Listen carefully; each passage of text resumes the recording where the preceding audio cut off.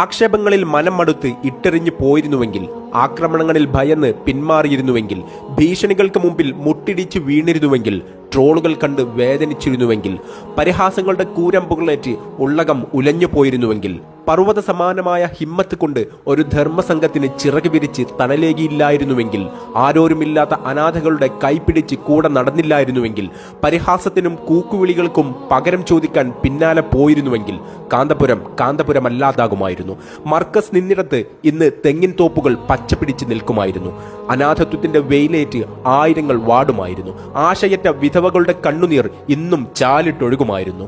ഉത്തരേന്ത്യയിലെ ഗ്രാമങ്ങൾ വീണ്ടും നൂറ്റാണ്ടുകൾ പിന്നിലാകുമായിരുന്നു. അനേകം പെൺകുട്ടികൾ മണവാളനെ സ്വപ്നം കണ്ട് ദാരിദ്ര്യത്തിന്റെ ഉമ്മറപ്പടിയിൽ കാത്തിരിപ്പ് തുടരുമായിരുന്നു. അബുൽ ഐത്താമിനെ കാത്ത് അനാഥത്വത്തിന്റെ ഉമ്മറപ്പടിയിൽ പ്രതീക്ഷകളോടെ കണ്ണും നട്ടിരുന്ന ആയിരക്കണക്കിന് ഉമ്മമാരുടെ കണ്ണുനീർ ഇന്നും തോരാതെ പെയ്യുമായിരുന്നു.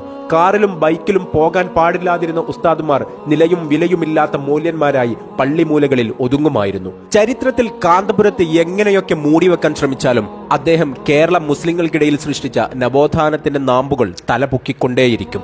2500-ലധികം പള്ളികൾ, 1000-ലധികം മതസ്ഥാപനങ്ങൾ, സ്കൂളുകൾ, ആശുപത്രികൾ, ഹോം കെയറുകൾ, വനിതാ ശാക്തീകരണ കോളേജുകൾ, ആയിരക്കണക്കിന് സാന്ത്വന കേന്ദ്രങ്ങൾ തുടങ്ങി സമൂഹത്തിന്റെ സമസ്ത